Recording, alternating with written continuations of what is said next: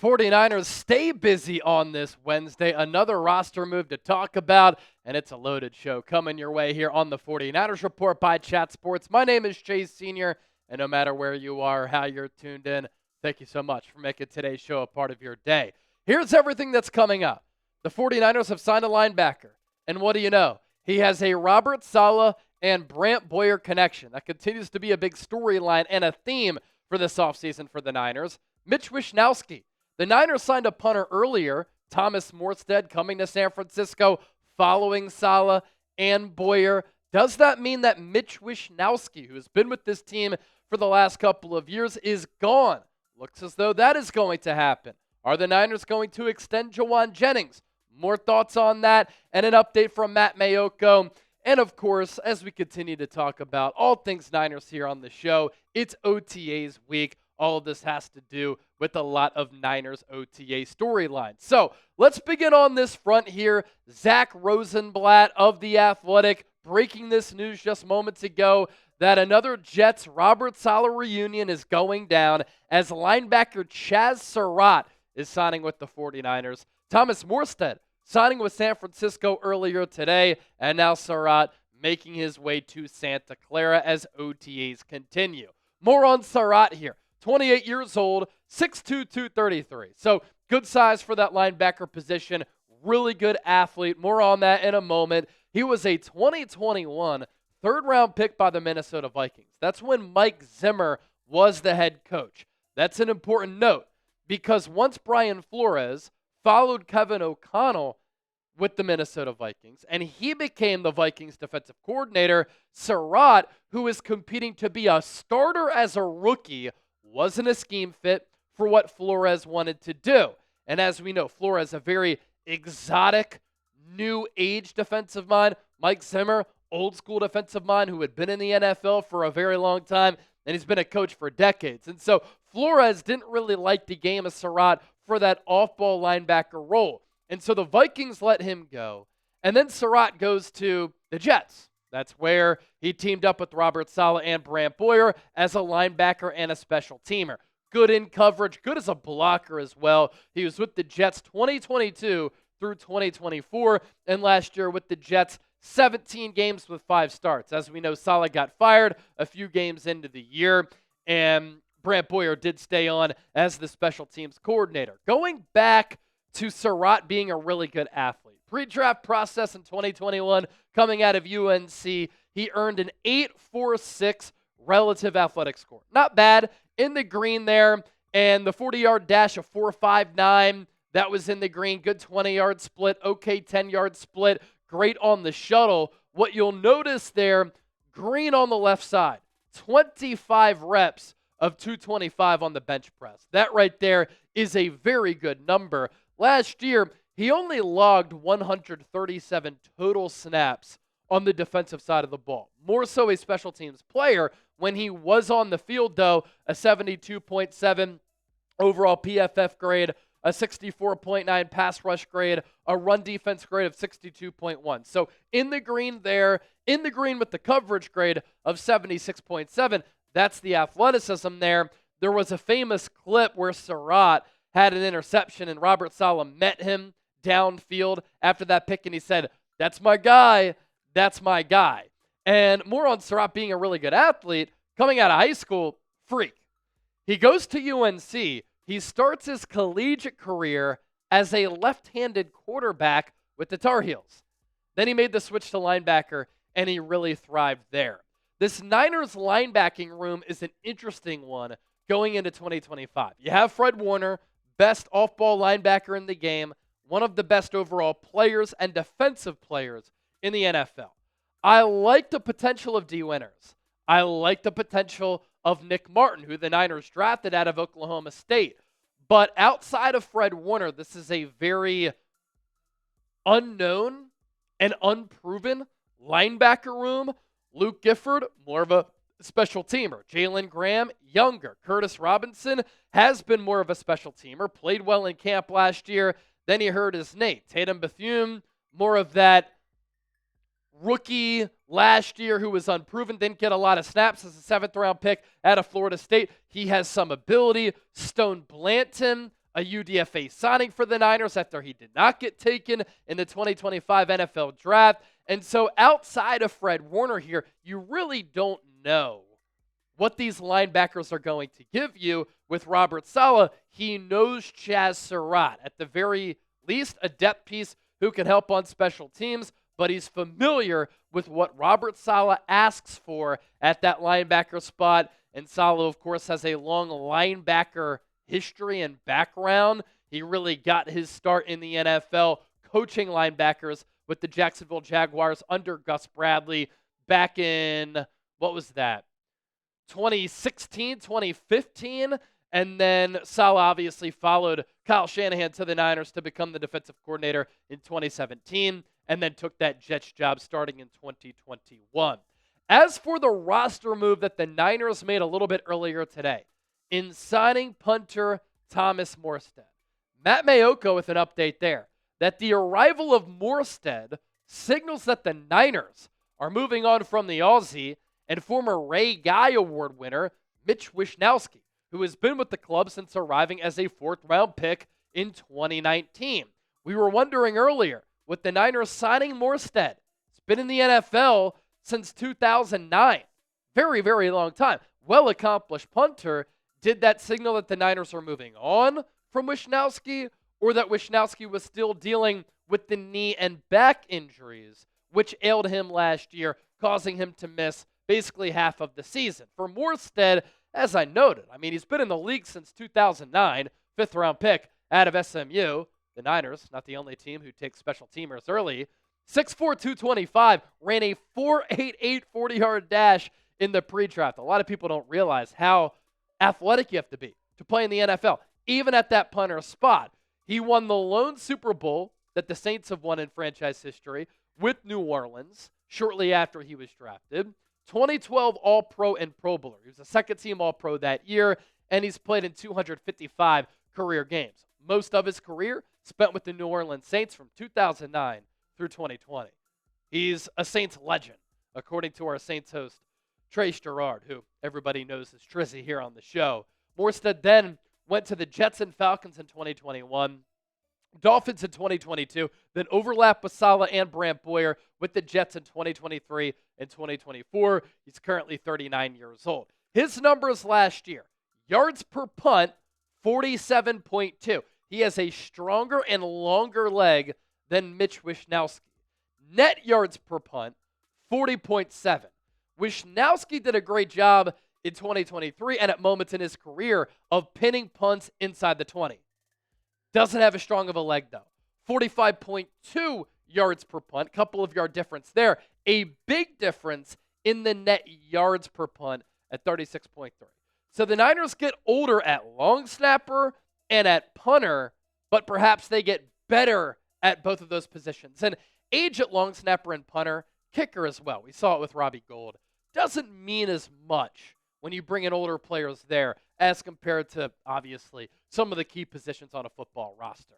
Before we continue to push forward, this is why you subscribe to the channel. When there's Niners news, we always talk about it.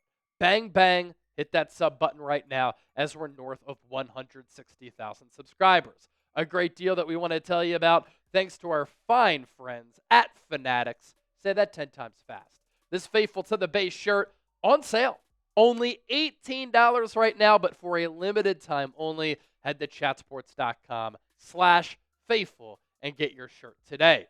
So a key OTA storyline here for the Niners, on top of adding Chazz Surratt, adding a new punter in Thomas Morstead, it looks like, is the future of Jauan Jennings. And prior to OTAs getting underway, how about this? For once, the Niners finally getting contract extensions done early. George Kittle right after the draft, Brock Purdy 2 Fridays ago, and then Fred Warner a few days later. So is a Jauan Jennings contract extension next? Media availability for Niners OTAs on Thursday. Maybe Jennings will be asked about that. If not, maybe he'll be asked about this in the lead up to the season, in training camp, or in the preseason. But for good reason. He signed a 2-year, $15.4 million extension going into 2024. So last year, and with what the wide receiver market is right now, he has outplayed that deal. especially with what he did in 2024 when he had a career season. 77 catches, 975 yards, and 6 touchdowns. Jennings is entering his age 28 season. He's entering the final year of his contract, set to be a free agent after the 2025 campaign. And what a great developmental story he's been as a 7th-round pick in 2020 out of Tennessee, where he started his college career as a quarterback like Chazz Surratt, really good basketball player too in high school, made the switch to wide receiver, flourished there. Joshua Dobbs was throwing him the pill in Knoxville, good old Rocky Top. And then he didn't make the Niners 53 as a rookie. He was on the practice squad. But then, since then, year by year, starting in 2021, Jennings has progressed. He's gotten better. He's improved drastically to the point where last year he was wide receiver 1, production-wise, for San Francisco. Here's what Matt Mayoko had to say on NBC Sports Bay Area about the future of Jennings. And obviously, we were talking about Jennings last week and the week before. The list of projected Niners free agents after this year, considerably shorter. And that certainly is a good thing for an organization that took some lumps at the outset of this year's free agent signing period. The 49ers were not active in the market this spring, and a dozen or so of their starters and key contributors found employment elsewhere. Wide receiver Jauan Jennings, right tackle Colton McKivitz, are the Niners' top players with contracts set to expire following the upcoming season. Jennings was the 49ers' top wide receiver last year, and he could be in line for a big payday. One prominent NFL agent who represents wide receivers told NBC Sports Bay Area that Jennings' next contract could pay him anywhere from $11 million per year to $15 million per year. And that agent said, think Jakobi Meyers as far as that contract. Remember that, because we'll take a look at what Jakobi Meyers' contract is. And right now, at under $8 million per year, just north of $7 million per year, an average annual value for Jauan Jennings in an exploding wide receiver market with how he played last year, how much the Niners value him on the field as a receiver, pass game, run game, and in the locker room, Jennings is underpaid. And it was a good move by the Niners to sign him to that deal because with how he performed, they got him at a bargain for 2024 and 2025.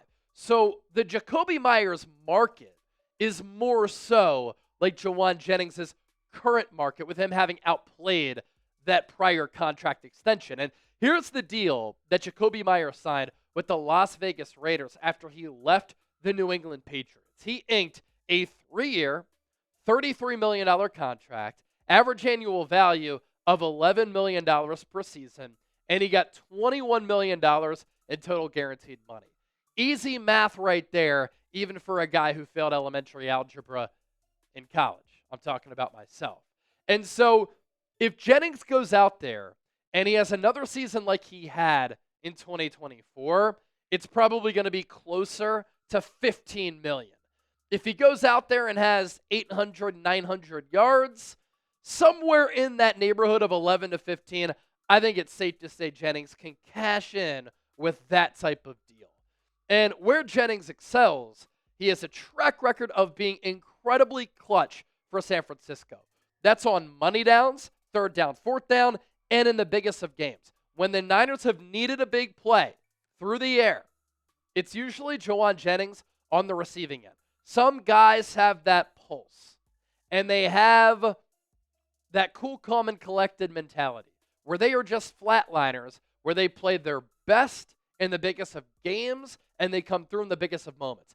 That is Jauan Jennings to a T. And he might lack speed. He's not going to beat you vertically and wow you as far as his miles per hour that he's able to pick up with the velocity in which he runs with. But he's physical. He is tough at the catch point. He's a pretty savvy route runner. He's a great run blocker. And he's the most respected person right now in that Niners receiving room and in the locker room with the way that he carries himself, the way that he plays the game, the example that he sets for his teammates. And the development that we've seen taking place, it's been very impressive. In 2021, only had 38 targets, 24 catches, 282 yards, but 5 touchdowns. And really down the stretch, he was a part of that turnaround with Deebo Samuel leading the way during that all-pro season, catching the ball from Jimmy Garoppolo, he helped the Niners turn it around after that 3-5 start. And in 2022, had some lofty expectations. The numbers certainly went up, but with all of the good weapons on the team that year, his numbers didn't blow you away. In 2023, Deebo Samuel was at more than 1,000 all-purpose yards. Christian McCaffrey had more than 2,000 all-purpose yards. Brandon Ayuk and George Kittle had more than 1,000 receiving yards. And so Jennings only caught 19 balls for 265 yards and a touchdown. 13 games, he missed some time. But looking back at it and on it, you would think that he would have had bigger numbers and bigger production in 2023. He still came through in some really clutch moments. And then last year, he was just awesome. 113 targets, rose up when Brandon Ayuk went out. Deebo Samuel didn't. Jauan Jennings did. 77 catches, 975 yards, and 6 touchdowns. And obviously, he only has one great year of production. That was the career year, and he probably would have gone over 1,000 yards if he didn't get booted from that finale against the Arizona Cardinals, the final game of the year. You look at what Jakobi Meyers has done, and obviously he has more production over the course of his career with the Patriots and with the Raiders. He's been kind of hovering around 800 yards, and then with the Raiders last year, their receiver room was thin. Him and Brock Bowers, they paced the pass game for Las Vegas with bad quarterback play. And so I think it's fair to compare Meyers with Jennings. Meyers has more production.